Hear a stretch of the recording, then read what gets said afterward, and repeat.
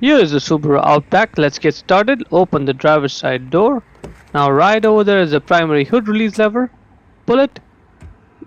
Now in front of the vehicle, right on top of the Subaru emblem right there, put one finger there and then push it left, and while it's pushed left, lift up the hood. This hood stays in place being supported by those two hood struts right over there. Once the hood is open, that right is where the airbox is. We need to undo two clips, 1 and 2. Now it's important that we grab this back end of the airbox and then lift it up and then push it to the back of the car.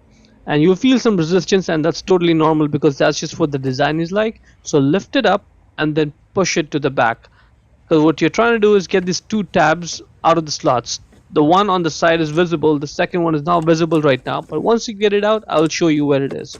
So just lift it up and then push it to the back of the car right there. That's the second tab and slot, and the first one is over there. That's the one that we were looking at from the side.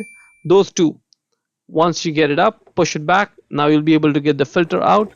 So this is the dirty side. So outside that comes, hits the front part, dirt gets trapped there, and then from the back side the filtered air goes into the engine. This is the clean side.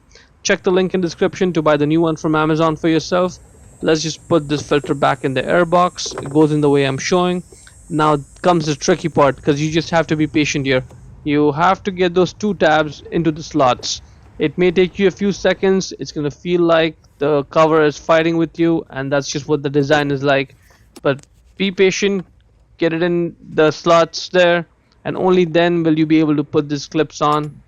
So press 1 and 2, and that is pretty much it.